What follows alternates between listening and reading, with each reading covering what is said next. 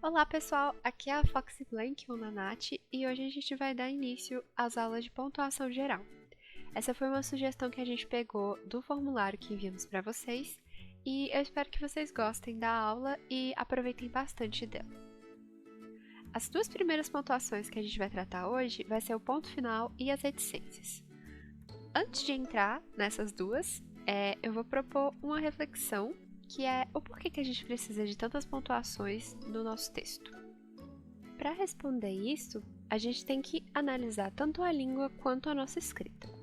A nossa língua, diferente da escrita, é uma coisa super intuitiva e bastante complexa.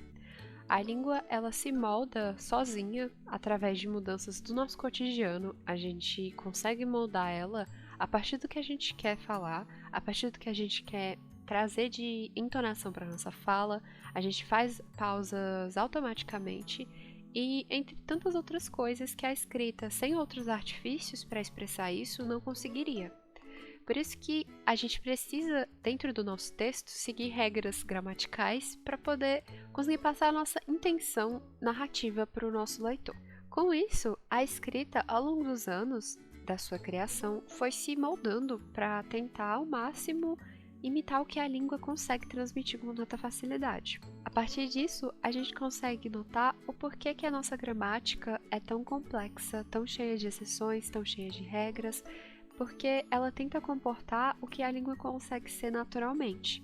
E para poder imitar todo o nosso repertório linguístico que a gente possui ao falar, ao contar uma história, ao narrar para outras pessoas um acontecimento que a gente fez, a escrita sozinha, só com palavras, não consegue. E a partir disso que a pontuação é um dos meios de você tornar o seu texto compreensível a outras pessoas. A pontuação vai procurar, principalmente, gerar a compreensão e a intenção do seu texto. A pontuação vai gerar uma pausa, ela vai poder destacar palavras ao longo do texto e vai poder trazer entonações diferentes a depender do que você quer passar. Ela vai poder transmitir sentimentos que a nossa fala consegue fazer naturalmente, mas que a escrita vai precisar de um auxílio externo para isso. Cada pontuação, por assim dizer, vai justamente pela pontuação conseguir imitar sentimentos, fazer várias outras coisas, cada pontuação vai contribuir para marcar um ritmo de leitura diferente. O que isso quer dizer? Em um romance thriller, por exemplo, o autor vai precisar criar altos e baixos ao longo da narrativa. Períodos onde você vai ler muito rápido para gerar aquela tensão, fazer com que o seu leitor se pergunte bastante, queira ler mais para poder descobrir os mistérios que você está criando ao longo do seu texto. E da mesma forma, você precisa dar ao seu leitor períodos mais calmos, que ele possa ler com mais tranquilidade e refletir, criar teorias a respeito da trama que você está fazendo. É por isso que um thriller ele sempre vai possuir esses altos e baixos para poder conseguir gerar sentimentos diferentes no seu leitor. Refletindo a respeito disso tudo, a gente compreende o porquê que a falta de pontuação vai tornar um texto incompreensível, porque a pontuação é uma das coisas que vai fazer com que o seu leitor entenda o que você está querendo passar no seu texto, ok? Então vamos dar início à primeira pontuação que a gente vai ver, que é o ponto final. Apesar dele ser bem fácil e compreensível, né, para todo mundo, ao longo desses 3 anos betando, foi uma das pontuações, além da vírgula, que eu mais vi falta dentro de várias histórias, porque, não sei, eu acredito que seja pelo autor estar digitando muito rápido ou estar com muita pressa e acabar esquecendo de colocar o ponto final. Mas lembrem-se dele, porque ele é importante, apesar dele ser tão fácil e intuitivo pelo nome dele, né? O ponto final, como o nome diz, ele vai indicar uma pausa completa. O que seria isso? Ele vai indicar a pausa, o término de uma frase, ou seja, vai indicar o término de uma ação. A gente pode ver isso com mais clareza nos exemplos que eu coloquei. Torine e Candy foram ao supermercado. A ação que você quer indicar nessa frase já está concluída, já foi finalizada. Essa frase já tem uma compreensão total do que o autor gostaria de passar para o seu leitor. E justamente por ter já essa compreensão total, você marca a frase com o ponto final mesmo, entende? Já no segundo exemplo, Sassá e Nails estão lendo um livro. Novamente, você conclui uma ação e para você gerar a pausa completa, que seria você terminou de indicar a ação que você gostaria no seu texto, você pontua com o ponto final. Isso não impede, por exemplo, que as outras duas frases que eu coloquei, de você ter sentenças maiores e mais complexas. Afinal, a gente não cria um texto apenas com frasezinhas pequenas. E aí eu coloquei um complemento tanto para frase 1 como para frase 2. Aí no exemplo 1.3 tem aí: Torine e Candy foram ao supermercado para comprar cupcakes aos estudantes do Beta City. Isso é um exemplo só, não significa que o cupcake vai bater na porta de vocês, tá? Mas... Por exemplo, eu coloquei o complemento do porquê que elas foram ao supermercado. E, novamente, você terminando de explicar o porquê, você conclui a sua sentença. Ao concluir a sua sentença, você finaliza com o ponto final. O mesmo vai para 1.4. Sassá e Nails estão lendo um livro, pois querem aumentar seu repertório literário. Depois de explicar, depois de gerar um complemento para a sua primeira frase, você faz o ponto final, justamente para simplesmente indicar o término da sua sentença, certo? A segunda utilização do ponto final é para sinalizar as abreviações. DRA ponto final é a abreviação de doutora, por exemplo. OBS ponto final é de observação. Nos exemplos que eu coloquei, eu utilizei a abreviação de primeiro e senhora. No exemplo 1, Kate ficou em primeiro lugar na prova. E sim, esse é o jeito correto de você abreviar a palavra primeiro. No segundo exemplo, Senhora Torine, por que está correndo? SRA ponto final é a abreviação de senhora.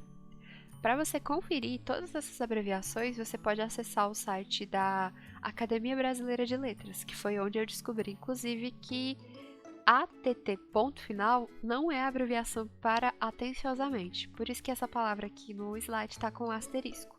Porque todo mundo, inclusive eu, já errou provavelmente, ou não, acontece de não, errou a abreviação de atenciosamente, que não é ATT ponto final. ATT ponto final é a abreviação para uma expressão em inglês, tá? A abreviação correta para atenciosamente é AT ponto final TE, ok? E esse é o segundo uso do ponto final. Oi, Thor. Oi, meu filho. O que você quer aqui? Ei? Fica deitado e quietinho, tá? Mamãe tá fazendo aula.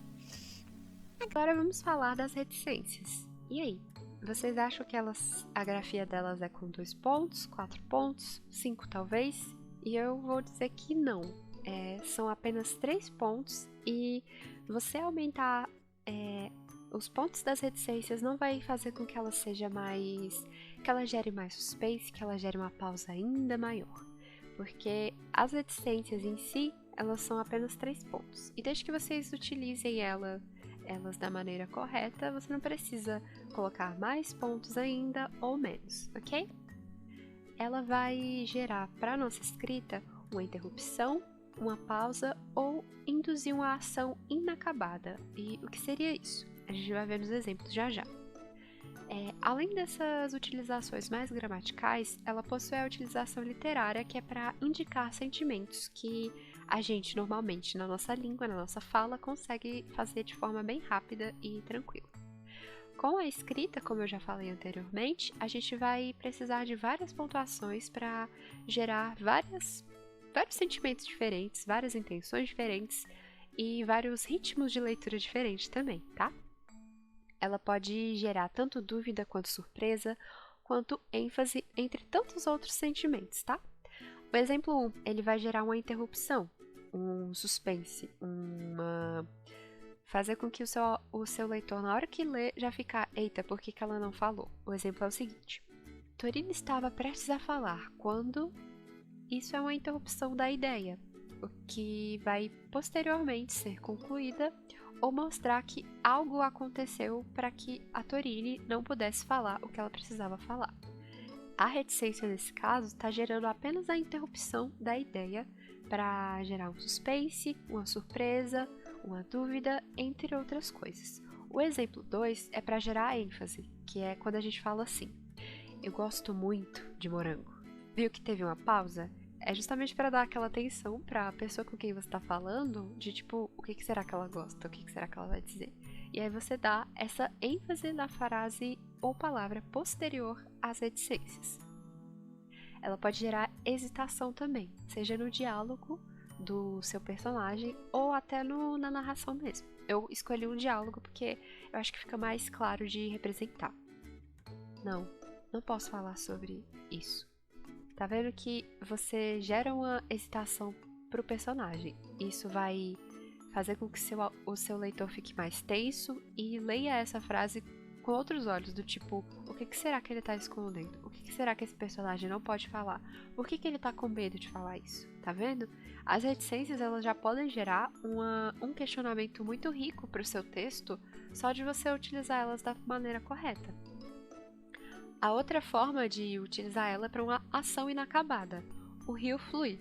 Essa é uma frase completa, exprime uma ação concluída, mas que, teoricamente, entre aspas, nunca acaba, porque o rio, se ele não secar, ele vai continuar fluindo e fluindo e fluindo.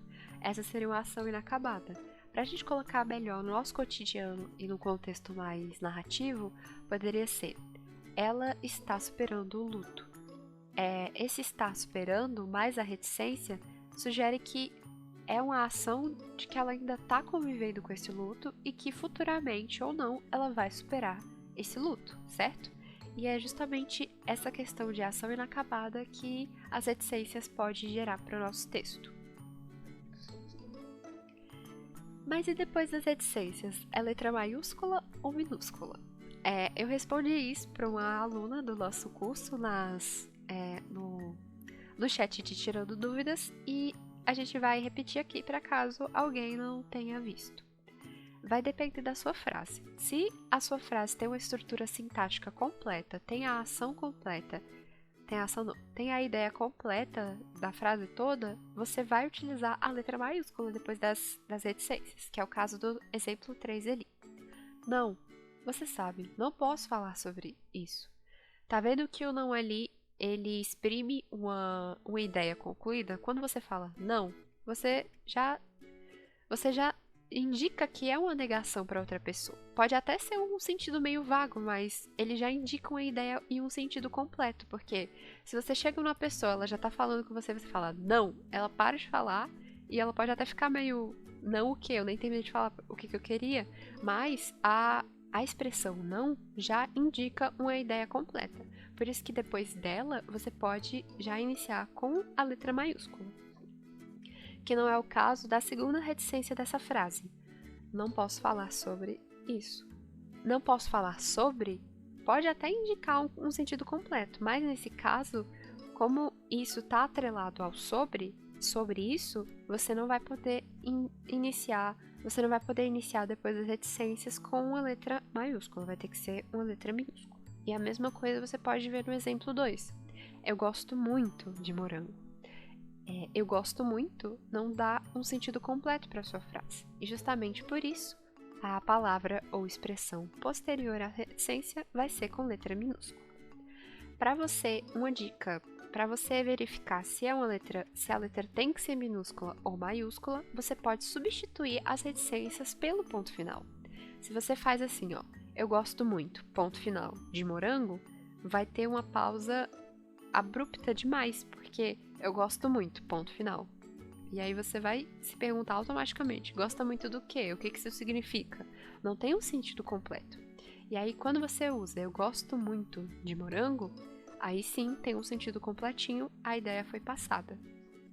E aí se você coloca o ponto final ali, essa ideia vai ser perdida porque você está concluindo uma ação que não foi concluída ainda. E aí se você coloca no exemplo 3, não, ponto final. Você sabe, não posso falar sobre isso. Esse não, se você pontua com ponto final, você não vai fazer com que a ideia se perca, que o sentido fique incompleto. Você só vai ter colocado um ponto final e gerado uma pausa um pouquinho mais rápida e abrupta para o seu diálogo, por exemplo. Seria, não, você sabe que eu não posso falar sobre isso. Ok? E a conclusão, vamos repassar rapidinho o que a gente aprendeu hoje. O ponto final, ele vai concluir uma frase de sentido completo e vai ser utilizado para palavras na escrita de palavras abreviadas. O sentido completo vai ser: uma ação foi terminada, uma ação foi concluída, ponto final. Você terminou de falar o que você queria, ponto final. E quando você for abreviar uma palavra, você sempre, eu pelo menos gosto de sugerir de sempre pesquisar pelo menos uma ou duas vezes se a abreviação está correta. Estando correta, ponto final na abreviação. As reticências, elas vão indicar pausa, interrupções, ações inacabadas, da mesma forma que podem indicar vários sentimentos, como de surpresa, ênfase, ironia e por aí vai.